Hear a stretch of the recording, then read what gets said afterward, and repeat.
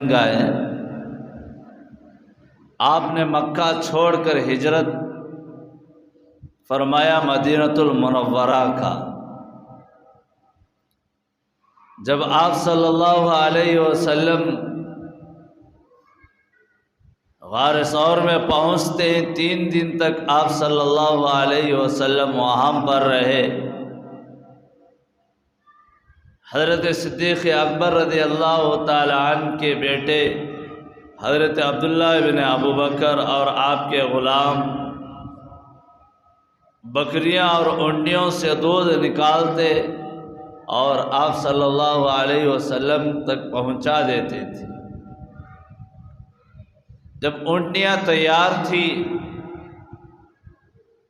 آپ صلی اللہ علیہ وسلم جو عام راستہ تھا مدینے کا،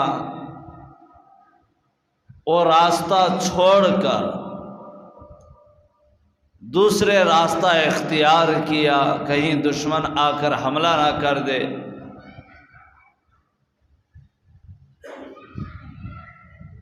جب دوسرے راستے پر چلنے لگے، درمیان میں سراقہ بن مالک کا گھر آیا۔ یہ ابھی اسلام قبول نہیں کیا تھا، مال انعام کے لالچ لوگوں میں یہ بات پہنچا دی گئی تھی کہ جو محمد صلی اللہ علیہ وسلم کا پتہ بتائے گا اور محمد صلی اللہ علیہ وسلم کو گرفتار کرے گا، اس کو انعام دیا جائے گا۔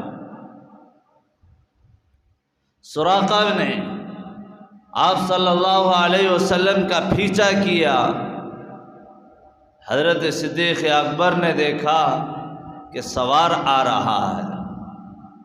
اللہ کے نبی سے فرمایا، رسول اللہ، پیچھے سے کوئی سوار آ رہا ہے اور ہم لوگوں پر حملہ کر دے گا اور دشمنان اسلام کو یہ راستہ بتا دے گا۔ آپ صلی اللہ علیہ وسلم نے پیچھے مڑ کر زمین سے مخاطب ہو کر کے کہا، اے زمین، اس کو اپنے دامن میں لے لے۔ سراقہ اور سراقہ کے گھوڑے سمیت زمین میں آدھا دھس گیا۔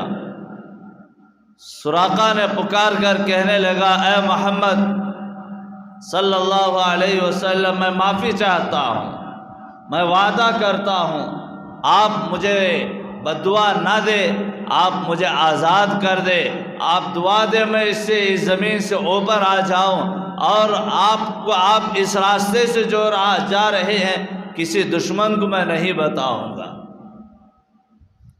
اور سراقہ نے یہ بھی کہا، مجھے لکھ کر دے کہ آپ مجھ پر ظلم نہ کریں گے، اور میں یہ بھی کہتا ہوں تم کامیاب ہو جاؤ گے، ساری دنیا میں تمہارا نام کا ڈنکا بج جائے گا اور جو ہے ساری دنیا پر آپ کا جو اسلام ہے وہ چھا کر رہے گا۔ اور سراقہ نے یہ بھی کہا، جب آپ کو فتح ہو تو اس وقت بھی مجھے کچھ نہیں کرنا، بدلہ نہیں لینا، مجھے یہ لکھ کر دے دیا جائے۔ مکہ فتح ہونے سے پہلے سراقہ بن مالک اسلام قبول کر لیا۔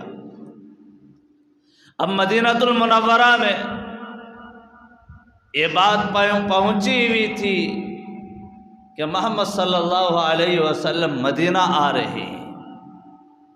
لوگ آبادی سے باہر آتے، دن بھر آپ کا انتظار کرتے، آپ کے استقبال کے لیے کھڑے تھے، لیکن آپ صلی اللہ علیہ وسلم نہ آتے تو مایوس ہو کر کے چلے جاتے تھے۔ 12 ربیع الاول پیر کے دن نبی صلی اللہ علیہ وسلم مدینہ پہنچ رہے ہیں۔ ایک آدمی نے ایک اونچائی سے دیکھتا ہے کہ 14ویں کا چاند آ رہا ہے، لوگوں میں اعلان کرتا ہے، اے اسرب والے، اے مدینے والوں، جس کا ہم لوگ انتظار کرتے تھے وہ سویرا آ رہا ہے، وہ نور آ رہا ہے۔ لوگوں نے سمجھ گئے کہ محمد صلی اللہ علیہ وسلم آ رہے ہیں۔ سیرت نگاروں نے لکھا ہے کہ مدینے کے چھوٹے چھوٹے بچے اور نوجوان بچے بچیاں بوڑھے لوگ سب آپ کے استقبال کے لیے اور اپنے گھر چھوڑ کر بھاگ کر آنے لگے۔ جب دیکھا کہ مدینے کے لوگوں کے علم تک نہیں تھا کہ محمد کون ہے، حضرت صدیق اکبر ساتھ ہے اور محمد صلی اللہ علیہ وسلم اتنا بڑا سفر کے مارے تھکے ہوئے ہیں، اور صدیق اکبر اور آپ کے یار غار کا اور محمد صلی اللہ علیہ وسلم کا چہرہ ایک جیسا ہے۔ مدینے کے لوگوں نے حضرت صدیق اکبر سے ملاقات کر رہے ہیں، مصافحہ کر رہے ہیں۔ حضرت صدیق اکبر بھی ملاقات کر رہے ہیں اور ان لوگوں نے یہ سمجھ کر رہے یہی محمد رسول اللہ ہوں گے۔ حضرت صدیق اکبر یہ سوچ کر مل رہے ہیں کہ محمد صلی اللہ علیہ وسلم تھکے ہوئے ہیں، کہیں ایسا نہ ہو کہ اور بھی ان کی طبیعت میں تھکان نہ آ جائے۔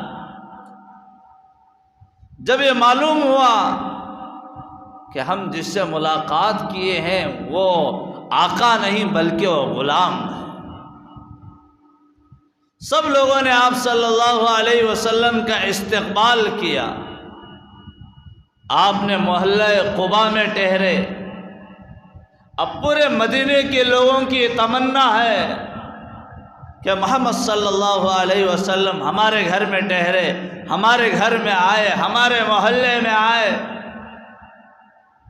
کہ محمد صلی اللہ علیہ وسلم نے لوگوں سے کہا کہ یہ میری اونٹنی جو ہے جہاں بیٹھے گی وہیں پر میرا مقام ہوگا۔ آپ صلی اللہ علیہ وسلم کی اونٹنی وہاں بیٹھی جہاں آج مسجد نبوی اور مسجد نبوی کا ممبر موجود ہے، اور اس مقام پر جو حضرت ابو ایوب انصاری رضی اللہ تعالیٰ عنہ کے یہاں بیٹھ جاتی ہے۔ آپ صلی اللہ علیہ وسلم نے ان سے مسجد کے لیے اس زمین کو جہاں اونٹنی بیٹھی تھی اس زمین کو خرید لیتے ہیں، مسجد کی تعمیر کرتے، 2 گز کے دیواریں اور اس پر چھت کے دھوپ سے بچاؤ تھا، بارش سے کوئی بچاؤ نہیں تھا، کھجور کے پتیاں جھاڑ کے پتیاں ڈالے ہوئے، اذان مقرر ہوتی ہے، حضرت بلال حبشی حضرت عبداللہ ابن مکتوم رضی اللہ تعالی عنہ یہ نبی صلی اللہ علیہ وسلم کے زمانے کے مؤذنین تھے، ان سے اللہ کے نبی نے بڑی محبت فرمائی۔ حضرت عبداللہ بن مکتوم رضی اللہ تعالی عنہ جو نابینا تھے بڑی محبت فرمائی۔ حضرت بلال حبشی رضی اللہ تعالی عنہ کالے کالوٹے غلام تھے، ان سے بھی بڑی محبت فرمائی۔ کیوں نہ فرماتے، آقا صلی اللہ علیہ وسلم غریبوں سے محبت کرنے والے تھے۔ ایک مرتبہ بڑے بڑے لوگوں سے اللہ کے نبی بات چیت کر رہے ہیں، اسلام کی دعوت دے رہے ہیں۔ حضرت عبداللہ بن مکتوم رضی اللہ تعالی عنہ نبی صلی اللہ علیہ وسلم کی خدمت عالیہ میں آ جاتے ہیں۔ حضرت عبداللہ بن مکتوم نابینا تھے، آنکھ نہیں تھی، بینائی نہیں تھی، نبی سے کچھ پوچھنے لگے۔ نبی دل کے اندر یہ بات پیدا کرتے ہیں، ارے یہ ابھی اسی وقت آنا، میں ان لوگوں کے یعنی بڑے بڑے سرداروں سے میں بات چیت کر رہا ہوں اور اسلام اور دین کے بارے میں ان کو بتا رہا ہوں، یہ تو میرا صحابی میرا پیارا ہے، ابھی اسی وقت آ جانا۔ دل میں تھوڑی سی بات آئی، قرآن مجید کی آیت نازل ہو گئی، عبس وتولی ان جاءہ الاعمی۔ یہ وہ لوگ بادشاہ لوگ سردار لوگ بات مانے نہ مانے، اور میرا یہ غریب بندہ عبداللہ ابن مکتوم آپ سے جو مسئلہ جو بات پوچھنے کے لیے آیا ہے، آپ سب سے پہلے اس کا خیال رکھیں۔ حضرت عبداللہ ابن مکتوم رضی اللہ تعالیٰ عنہ نابینا ہونے کے باوجود بھی کبھی اپنے جو ہے نمازوں کو قضا نہیں فرمایا، گھر سے مسجد میں آیا کرتے تھے، اور لوگ کہا کرتے عبداللہ ابن مکتوم آپ اپنے گھر ہی میں نماز پڑھ لیں، لیکن حضرت عبداللہ ابن مکتوم رضی اللہ تعالیٰ عنہ مصائب کو جھیلتے ہوئے مسجد میں آیا کرتے تھے۔ حضرت بلال حبشی رضی اللہ تعالیٰ عنہ جس سے نبی نے بڑی محبت فرمائی، اس دین کے لیے، اس اسلام کے لیے حضرت بلال حبشی کیا قربانیاں نہیں دیے۔ دشمن کے غلام تھے، دشمنان اسلام نے ان کو اتنا ستایا اسلام قبول کرنے کی وجہ سے، آپ کو پکتی دھوپ میں اور ریت میں لٹا کر آپ کے سینے مبارکہ پر چٹان رکھ دیتے تھے، آپ کے شعلوں پر آپ کو لٹایا کرتے تھے، اور آپ کے پیٹھ سے جو چربی نکل کر وہ آگ بجھایا کرتی تھی۔ حضرت ابو بکر نے پوچھا، اے بلال تھوڑا تو سہ لے، تھوڑا صبر تو کر لے، اور جو محبت تو اقرار کر رہا ہے دل ہی دل میں رکھ لے۔ حضرت بلال حبشی نے کہا، جس کی محبت کو میں نے دل کے اندر بٹھایا ہے، ہر مصیبت سہ لیتا ہوں، لیکن اس کی محبت کو جو ہے لوگوں میں پیش کرنے میں اور اس کو چھپا کر رہنے میں مجھے بڑا تکلیف، بڑی رنج پہنچتی ہے۔ دشمنان اسلام مارتے تو اللہ کو یا احد کہہ کر کے پکارا کرتے تھے۔ ایسا بلال نبی صلی اللہ علیہ وسلم سے ہر ہمیشہ محبت فرمایا کرتے تھے، اور نبی نے بھی آپ سے بڑی محبت فرمائی۔ حضرت ابو بکر نے آپ کو آزاد کرایا، نبی کے یہاں رہے، اور مسجد نبوی کے اور نبی کے مسجد کے مؤذن بنے، اور کعبۃ اللہ کے مؤذن بنے۔ آپ صلی اللہ علیہ وسلم حضرت بلال حبشی کو کعبے کی چھت پر اذان دینے کے لیے کہتے تھے، اور ان کا مقام اور میں بتاؤں، احادیث کے اندر آتا ہے اللہ کے نبی علیہ الصلاۃ والتسلیم نے معراج کے واقعات میں، معراج کے حال میں دیکھا ہے جنت کے اندر کسی کے چلنے کی آواز آ رہی ہے۔ اللہ کے نبی نے حضرت جبرائیل سے پوچھا، اے جبرائیل یہ چلنے کی آواز کس کی ہے؟ حضرت جبرائیل نے عرض کیا، یا رسول اللہ آپ کے غلام حضرت بلال حبشی کے۔ حضرت بلال حبشی سے اللہ کے نبی نے پوچھا، اور کون سا عمل ہے تو زمین پر چلتا ہے جنت میں تیرے چلنے کی آوازیں آتی ہیں؟ حضرت بلال حبشی نے فرمایا، یا رسول اللہ صلی اللہ علیہ وسلم کبھی میں بے وضو نہیں رہتا ہوں، کبھی میں بے وضو نہیں رہتا ہوں، جیسے ہی وضو ٹوٹتا ہے فوراً وضو کر لیتا ہوں۔ جنت کے اندر نبی کے اونٹ کا لگام پکڑ کر نبی سے پہلے جنت کے اندر حضرت بلال حبشی رضی اللہ تعالیٰ عنہ جنت کے اندر جائیں گے۔ بہرحال ان مؤذنین سے نبی نے بڑی محبت فرمائی، کبھی نبی نے ان کو حقارت کے نگاہ سے نہیں دیکھا ہے۔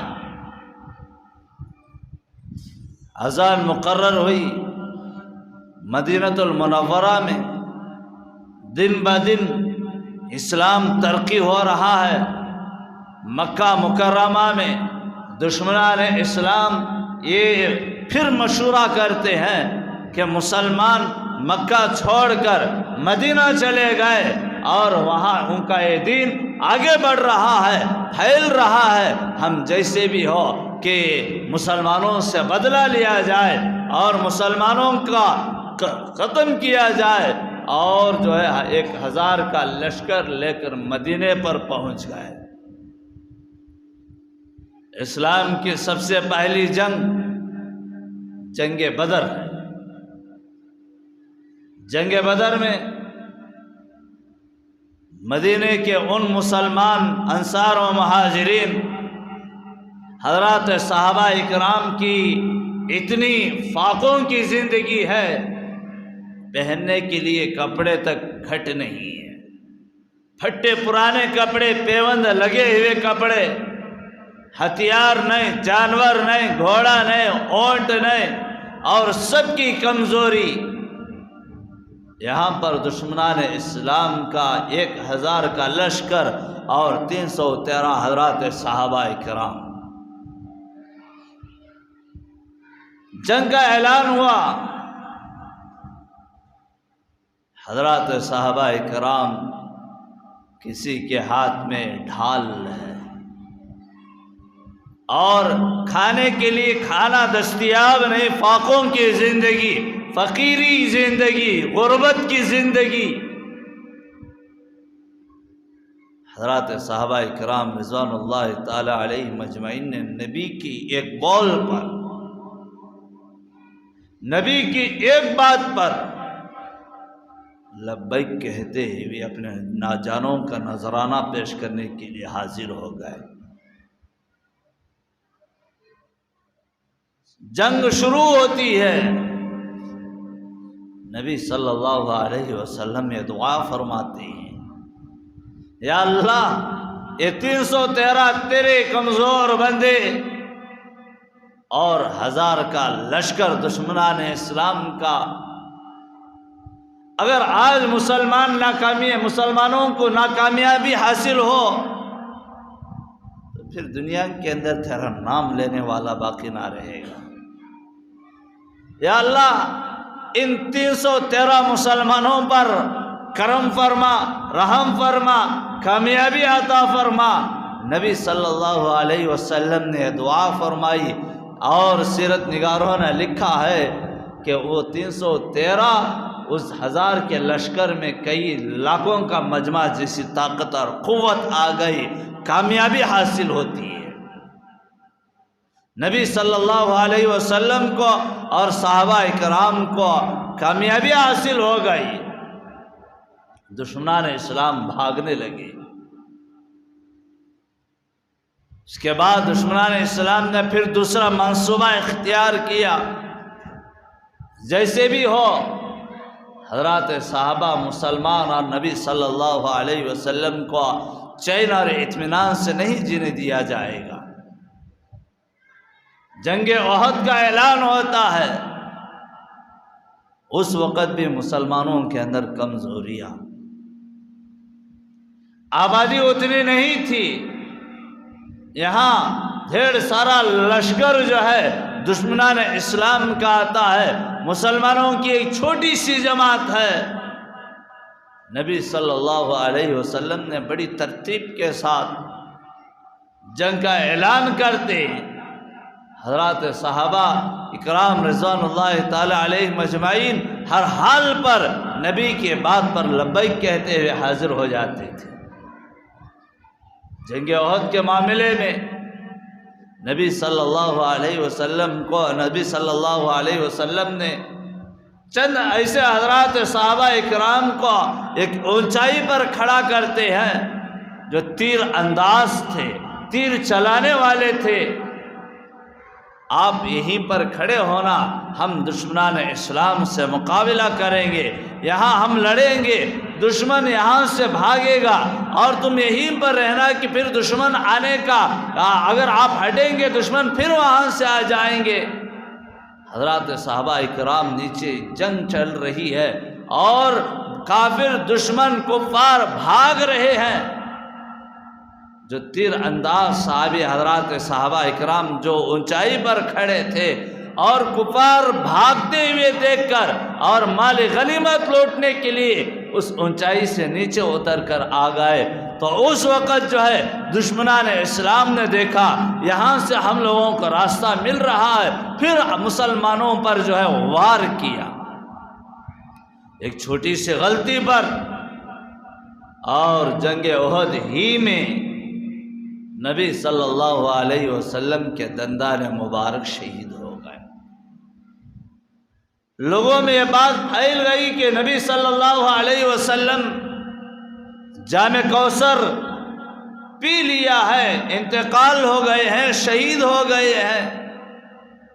یہ خبر پھیلتی پھیلتی مدینے میں پہنچ جاتی ہے۔ وہاں پر ایک عورت کو علم ہوا کہ نبی صلی اللہ علیہ وسلم دنیا میں نہ رہے، لوگوں سے پوچھتے ہیں معلوم نہیں، اور احد کے میدان کی طرف نکل پڑتی ہے، سامنے سے قافلہ آتا ہے، پوچھتی ہے کہ محمد صلی اللہ علیہ وسلم کیسے ہے؟ لوگوں نے کہا محمد صلی اللہ علیہ وسلم تو بخیر ہے، لیکن آپ کے والد کا انتقال ہو گیا، اور انا للہ پڑھتی ہے، آگے نکلتی ہے، جب تک محمد صلی اللہ علیہ وسلم کو نہ دیکھ لو تو اس وقت تک مجھے چین نہیں آئے گا۔ آگے بڑھی اور چند لوگوں سے ملاقات ہوا تو پوچھتی ہے کہ محمد صلی اللہ علیہ وسلم کیسے ہیں؟ لوگوں نے بتایا کہ محمد صلی اللہ علیہ وسلم تو بخیر ہے، لیکن آپ کے بھائی کا انتقال ہو گیا، آپ کے بھائی شہید ہو گئے، انا للہ پڑھتی ہے اور آگے بڑھتی ہے، ابھی بھی میرے دل کو چین نہیں، سکون نہیں، جب تک میں محمد رسول اللہ کو نہیں دیکھوں گی اس وقت تک چین نہیں آئے گا۔ پھر سامنے اور لوگوں سے ملاقات ہوا تو ان لوگوں نے بھی کہا کہ آپ کے شوہر شہید ہو گئے، آپ کے شوہر کا انتقال ہو گیا، انا للہ پڑھتی ہے اور آگے بڑھتی ہے۔ پھر اور ایک قافلے سے ملاقات ہوتی ہے، پوچھتی ہے کہ محمد صلی اللہ علیہ وسلم کیسے ہے؟ لوگوں نے کہا کہ محمد صلی اللہ علیہ وسلم تو بخیر ہے، لیکن آپ کے بیٹے کا انتقال ہو گیا، آپ کا بیٹا شہید ہو گیا۔ گھر کے 4 مرد شہید ہو گئے، اور جو ہے پھر بھی آگے بڑھ رہی ہے کہ جب تک میں محمد رسول اللہ کو دیکھتی نہیں اس وقت تک میرے دل کو سکون نہیں آئے گا۔ جب میدان میں آتی ہے کہ محمد رسول اللہ صلی اللہ علیہ وسلم میدان میں کھڑے ہوئے ہیں، تو اس وقت پکار اٹھتی ہے، باپ بھی، بھائی بھی، شوہر بھی، بیٹا بھی شہید ہو جائے، انتقال ہو جائے، نبھا لوں گی، لیکن محمد رسول اللہ شہید ہو جائے یہ مجھ سے گوارا نہیں ہے۔ اس طریقے سے حضرات صحابہ نے نبی صلی اللہ علیہ وسلم سے بڑی محبت فرمائی۔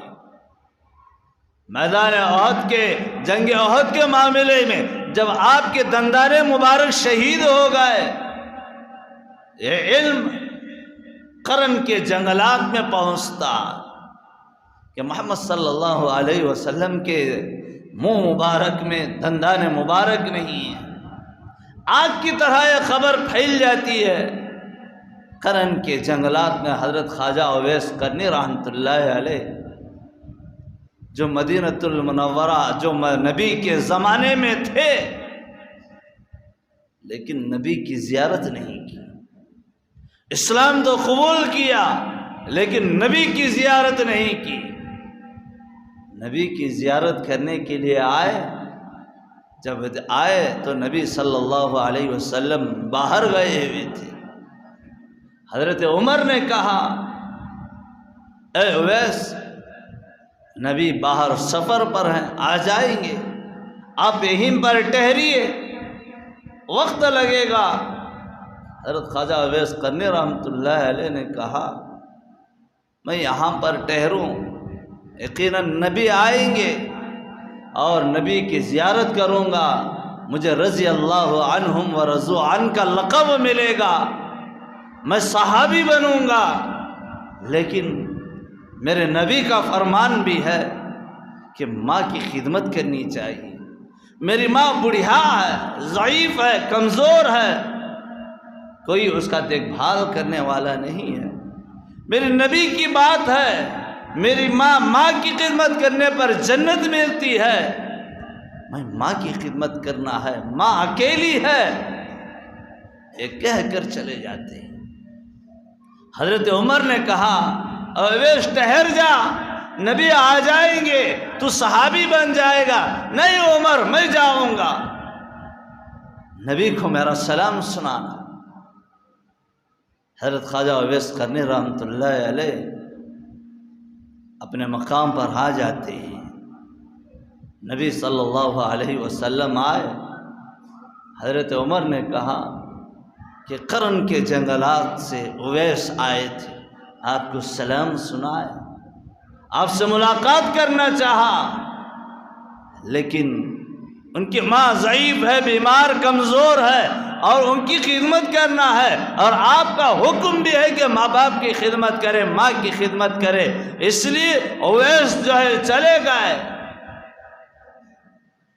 اللہ کے نبی علیہ الصلوۃ والتسلیم نے بھی کہا ہاں اویس اگر میری دیدار کر لیتا اللہ اس سے راضی، یہ اللہ سے راضی، رضی اللہ عنہم و رضوا عنہ کا لقب مل جاتا۔ اے عمر، آج تک میں نے یہ بات کسی کو نہیں کہی۔ اے عمر، خواجہ اویس قرنی جو ہے میرے امت کا بزرگ اور ولی ہے، اے عمر جائیے خواجہ اویس قرنی سے میرے امت کے لیے مغفرت کی دعا کروائیے۔ جب اویس قرنی کرے گا اللہ میری امت کی مغفرت فرما دے گا۔ اتنا بڑا تابعی بزرگ، نبی کے میدان احد میں، جنگ احد میں علم ہو گیا کہ نبی صلی اللہ علیہ وسلم کے دندان مبارک شہید ہو گئے۔ پتھر لیے، سامنے کے دو دانت نکالے، سوچ رہے ہیں کہ نبی کے سامنے کے نیچے کے دو دانت یا اوپر کے دو دانت مجھے علم نہ ہو، اگر نیچے کے دو دانت میں نے نکال دیا ہے، اگر نبی کے اوپر کے دو دانت نکلے ہوں گے، نبی کے منہ میں اوپر کے دو دانت نہ ہو، میرے منہ میں رہے، یہ مناسب نہیں ہے، اوپر کے بھی نکال لیے۔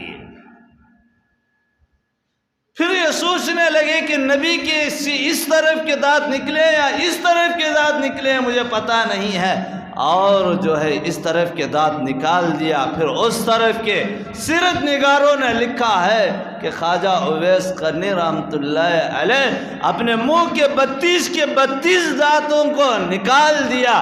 نبی کے منہ میں دانت نہ رہے، میرے منہ میں رہے، یہ گوارا نہیں ہے، یہ محبت نہیں ہے، عشق نہیں ہے۔ بہرحال حضرات صحابہ نے آپ صلی اللہ علیہ وسلم سے اتنی محبت فرمائی، جنگ احد میں بھی نبی صلی اللہ علیہ وسلم کو پھر کامیابی حاصل ہوتی ہے، حنین اور بہت سارے جنگ چلتے، اللہ تعالیٰ نے ہر طرح سے مسلمانوں کو کامیابی عطا فرمائی۔ بات کو یہاں تک کہ رکھیے کہ نبی صلی اللہ علیہ وسلم کو مدینہ المنورہ میں بھی لوگوں نے آپ کو ستانا نہیں چھوڑا، آپ نے سب کو جو ہے بدلہ لیتے رہے اور معاف کرتے رہے، اور ایک وقت آیا ہجرت کے بعد 10 سال بعد آپ صلی اللہ علیہ وسلم کا لایا ہوا دین باب عروج پر نکل پڑا اور جو ہے مکہ فتح ہو گیا۔ آپ صلی اللہ علیہ وسلم نے مکہ فتح ہونے کے بعد بھی کبھی کسی دشمن سے بدلہ نہیں لیے، سب کو معاف کرتے رہے، یہاں تک کہ آپ کے چچا کا کلیجہ چبانے والی خاتون کا بھی جو ہے اس کو وہ بھی درگزر کر دیا، اور جو ہے جو کعبے کی چابیاں جس کے پاس تھے اور اس نے جاتے ہوئے کعبے کے اندر داخل نہیں ہونے دیا، ایسے لوگوں کو بھی معاف کر دیا، ایک ایک کو معاف کرتے رہے اور اسلام باب عروج پر ہوتا رہا۔ بہرحال یہاں تک کہ رکھیے، اس کے بعد کیا حالات آئے انشاءاللہ آئندہ جمعہ بتاؤں گا۔ اس سے پہلے یہاں پر نبی صلی اللہ علیہ وسلم کو اور لوگوں نے ہجرت کرنے پر مجبور کر دیا اور مدینے میں اور آپ کو جینے نہیں دیا، اور جنگ بدر چلتی ہے، وہاں پر نبی صلی اللہ علیہ وسلم نے یہ دعا فرماتے ہیں، یا اللہ مسلمانوں کی مدد فرما، مسلمانوں پر رحم فرما۔ یہ جنگ چلنا، حق و باطل کا ٹکراؤ سیدنا حضرت آدم علیہ السلام سے چلے آ رہا ہے، اور قیامت کی صبح تک بھی حق و باطل کا ٹکراؤ چلتا رہے گا۔ تو لہذا محترم بزرگوار دوستو، آج بھی دنیا کے اندر چاروں طرف لوگوں نے مسلمانوں کے خون کے پیاسے اور اسلام کے خون کے پیاسے، اسلام کے مٹانے کی سازشات ہر طرح سے کرتے ہوئے آ رہے ہیں، لیکن اس اسلام کے، اس قرآن کی، اس دین کی حفاظت کی ذمہ داری اللہ نے لے لیا ہے۔ ہم لوگوں کو کیا کرنا ہے؟ ہم پورے طور پر سچے کامل مومن بننی چاہیے، ہمارے ایمان میں پختگی آنی چاہیے، ہم کامل مومن بنیں گے۔ وَلَا تَهِنُوا وَلَا تَحْزَنُوا وَأَنْتُمُ الْأَعْلَوْنَ إِن كُنتُم مُؤْمِنِينَ۔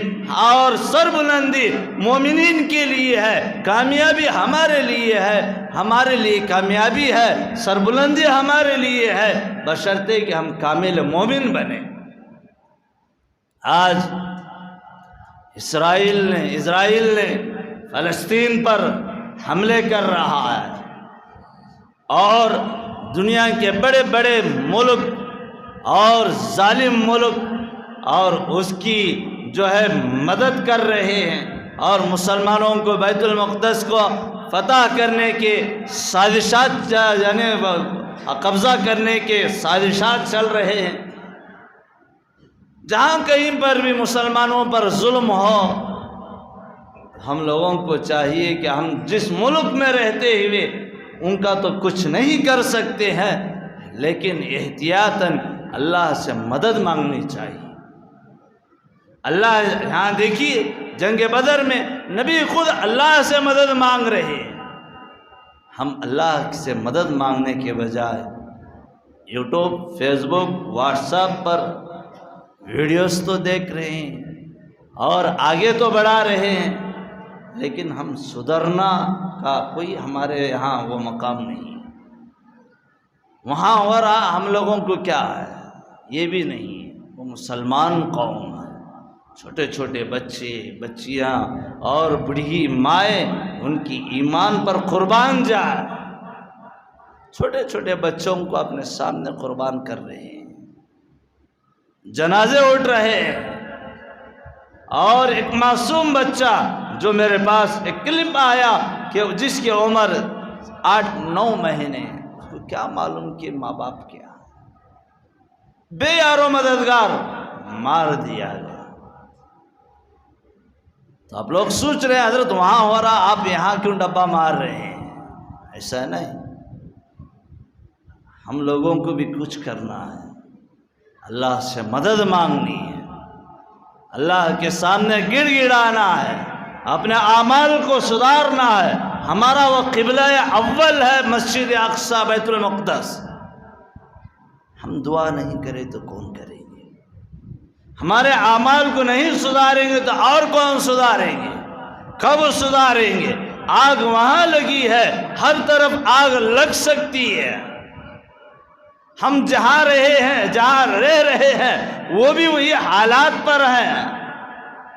وہ وقت آنے سے پہلے اپنے آپ کے اندر سدھار پیدا کرو، اور مسلمانوں کی کامیابی کے لیے آج میں ایک فارمولہ بتاؤں گا۔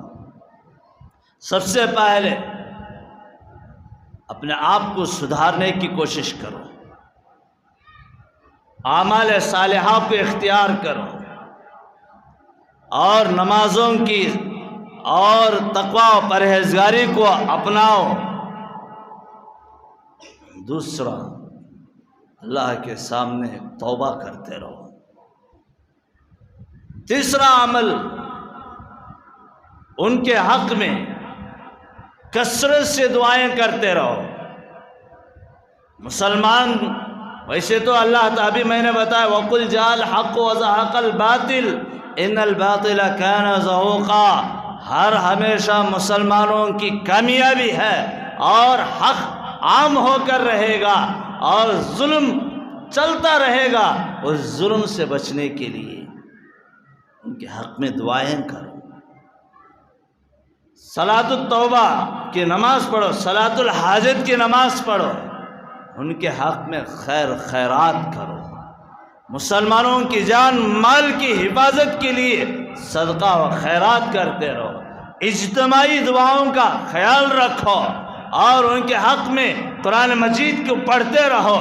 جو شہید ہوئے ہیں، اور شہید کا مقام تو اللہ تعالیٰ شہید کا جو ہے قطرہ زمین پر گرنے سے پہلے اللہ تعالیٰ اس کی مغفرت کر دیتا ہے، اور جو ہاسپٹلوں میں بیمار ہو کر زخموں سے جو اپنی جان اور اپنی دھڑ کا جو لڑ رہے ہیں اور جو جھگڑ رہے ہیں، ہاسپٹلوں میں آہیں نکال رہے ہیں، ان کے حق میں ان کی صحت کے لیے دعائیں کرتے رہو۔ کب تک ہم اپنا فون میں اپنا وقت گزاریں گے؟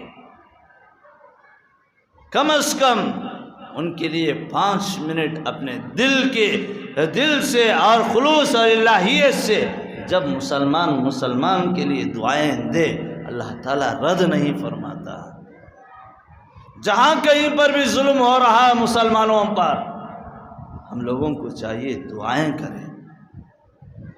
اور میں کہوں کہ قنوت نازلہ کا اہتمام کریں۔ قنوت نازلہ فجر کی نماز میں پڑھا جاتا ہے، بہت ساروں کو علم نہیں ہے۔